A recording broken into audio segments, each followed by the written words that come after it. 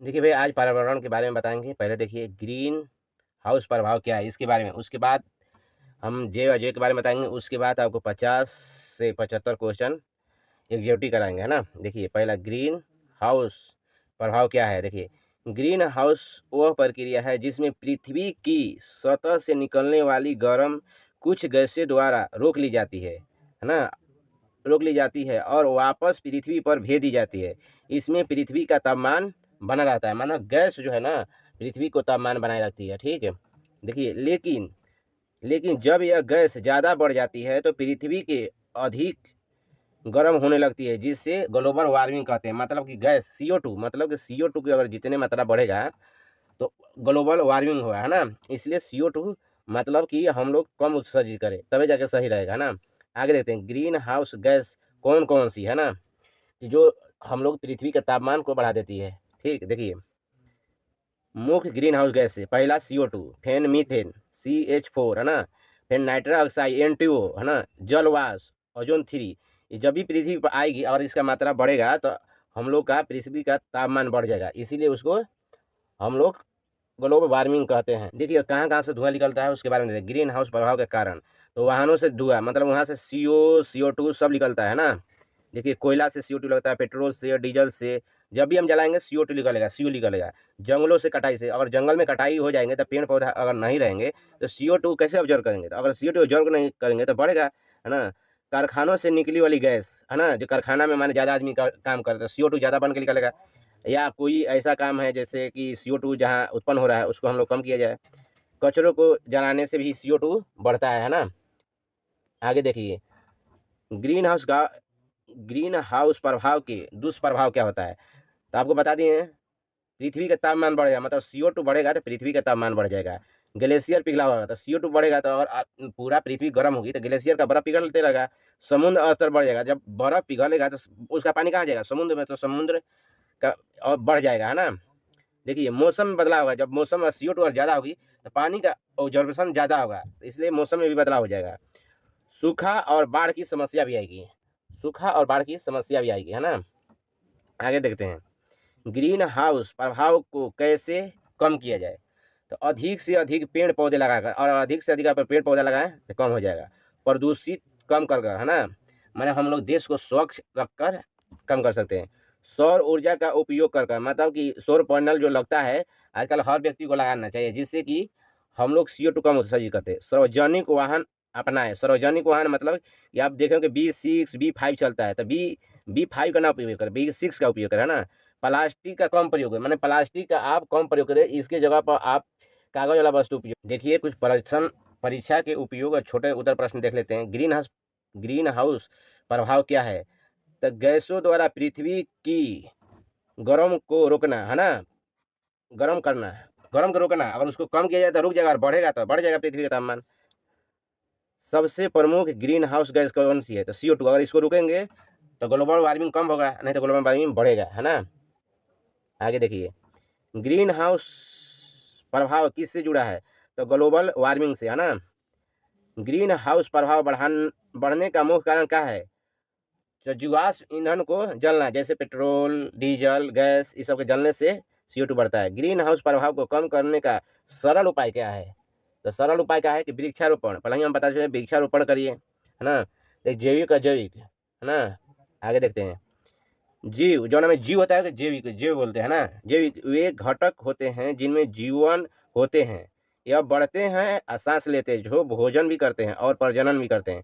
उसे जीव के उदाहरण जैसे मनुष्य हो गया, है ना? आओ सब, मनुष्य हो गया, पशु पंछी हो गए, पेड़ पौधे हो गए, बैक्टीरिया हो गया, फंगस हो गया, जो मतलब जीव चल सकते हैं, है ना? देखिए जीव के प्रकार, उत्पादन, ये क्या करते हैं? उत्पादन करते हैं, है ना? ये उत्पादन करते हैं। आगे ध्यान देते हैं, जो अपना भोजन खुद बनाता हो, जैसे हरे पेड़ पौधे। उपभोक्ता, जो दूसरों पर निर्भर होता हो उसे उपभोक्ता कहते हैं। जैसे दूसरे पर, जैसे मनुष्य, पशु, ये दूसरे पर आधारित है ना? अपघटक किसे कहते हैं, है ना? जो मृत जीवों को सड़ा गाड़ा सरल पदार्थ बनाता है, वैसे बैक्टीरिया, है ना? तीन चीज होता है, उत्पादन, उपभोक्ता, अपघटक, है ना? वो जैविक था, अब देखते हैं अजैविक, है ना?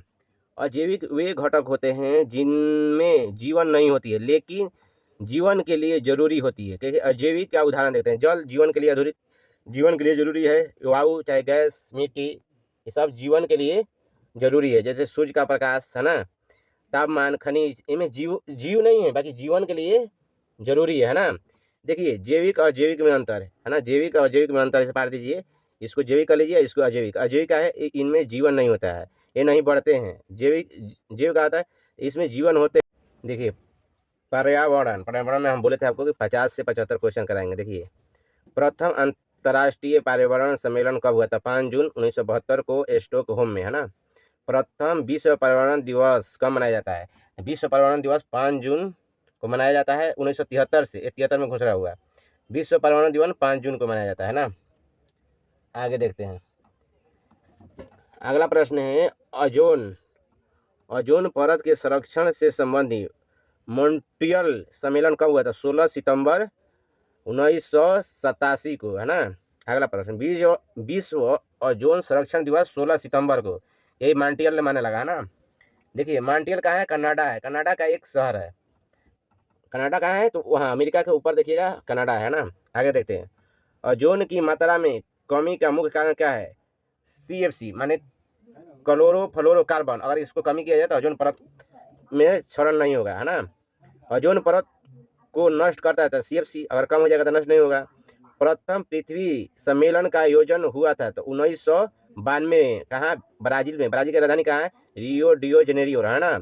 इसमें 21 एंडेजा पर बात हुई थी, है ना। आगे देखते हैं, पृथ्वी दिवस मनाया जाता है तो 22 अप्रैल को, है ना। क्योटो का है, जापान का एक शहर है। यह सम्मेलन हुआ था 1957 में, है ना। इकावे खातिर हुआ था, CO2 कम करने खातिर हुआ था, ठीक। क्योटो प्रोटोकॉल का प्रभावित हुआ तो 2005 में ये प्रभावित हुआ। तो भारत में कब लागू हुआ था? 2005 में, ध्यान रखिएगा, भारत में 2005 में लागू हुआ था। देखिए क्योटो सम्मेलन संबंधित है तो पर्यावरण में कार्बन डाइऑक्साइड उत्सर्जन को वृद्धि को रोकने से है ना। देखिए अगला प्रश्न देखते हैं, विश्व का गर्म होना या पृथ्वी का औसत तापमान बढ़ना कहलाता है ग्लोबल वार्मिंग, है ना। पृथ्वी का औसत तापमान कहाँ है, कितना है? तो 14 सेंटीग्रेड, अगर इससे ज़्यादा बढ़ेगा तो मालूम चल जाएगा, है ना। ग्लोबल वार्मिंग को प्रभावित करने वाली मुख्य गैस क्या है? तो CO2 कार्बन डाइऑक्साइड, इसको बोलते हैं CO2, ठीक। देखिए वायुमंडल में वार्षिक तापमान वृद्धि कहलाता है तो हरित गृह प्रभाव माने ग्रीन हाउस इफेक्ट, है ना। ग्रीन हाउस गैस कौन सी है? तो जलवाष्प, carbon dioxide, methane, nitrous oxide, है ना। अगला प्रश्न देते हैं, हरित गृह प्रभाव हेतु सर्वाधिक उत्तरदायी गैस कौन है? तो CO2 कार्बन डाइऑक्साइड सबसे ज्यादा ये प्रभावित करती है दोस्तों, है ना।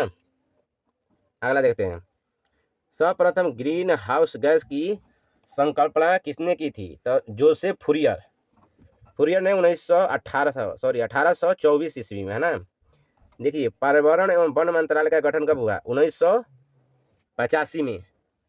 भारत सरकार ने पर्यावरण संरक्षण अधिनियम कब लागू किए गए? तो 1986 में, क्या कि उसका मंत्रालय का गठन है 85 में, तो उसके संरक्षण के लिए 86 में। विश्व पर्यावरण संरक्षण दिवस कब मनाया जाता है ना? तो 26 नवंबर को। कब? 26 नवंबर को मनाया जाता है विश्व पर्यावरण संरक्षण दिवस। देखिए दोस्तों अगला प्रश्न देखते हैं, पर्यावरण संरक्षण के लिए काम करने वाली अंतर्राष्ट्रीय एजेंसी कौन है? तो ग्रीन पीस, है ना। कहाँ है? नीदरलैंड के एम्स्टर्डम में है ना। अगला प्रश्न, राष्ट्रीय पर्यावरण अनुसंधान केंद्र कहाँ है? तो नागपुर में, ठीक है।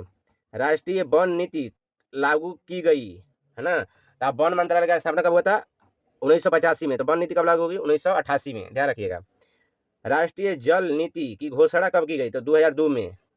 राष्ट्रीय पर्यावरण नीति की घोषणा कब गई? तो 2004 में। राष्ट्रीय हरित अधिकरण की स्थापना 2005। VVI है भाई, VVI है, ये हर प्रश्न में आता है, माने हर एग्जाम में ये आता है ना। आगे देखिए, विश्व वन भूमि दिवस कब मनाया जाता है ना? 2 फरवरी, उसी दिन आर्द्र भूमि दिवस भी मनाया जाता है, ठीक है। विश्व वन दिवस कब मनाया जाता है? तो 21 मार्च। विश्व जल दिवस 22 मार्च। विश्व जैव विविधता दिवस 22 मई, है ना। देखिए अगला प्रश्न देखते हैं, खाद्य श्रृंखला के उत्पादन कौन सी है? तो हरे पेड़, हरे पौधे, जीव, माने ये खाद्य श्रृंखला के उत्पादन है ना। आगे देखते हैं, अपघटनीय कचरे का उदाहरण क्या है? तो फलों के छिलके, कागज, लकड़ी, पर्यावरण से जो जुड़ी हुई है छिलके, वो अपघटनीय है। आगे देखते हैं, नाचने वाली हिरण कहाँ पाई जाती है? तो मणिपुर में। नाचने वाली हिरण कहाँ पाई जाती है? मणिपुर में। देखिए जलपा, जलपा राष्ट्रीय उद्यान किस राज्य में पाया जाता है? तो पश्चिम बंगाल में, है ना। अम्ल वर्षा के लिए कौन सी गैस जिम्मेवार है? अम्ल SO2 NO2 अम्ल वर्षा के लिए जिम्मेवार है।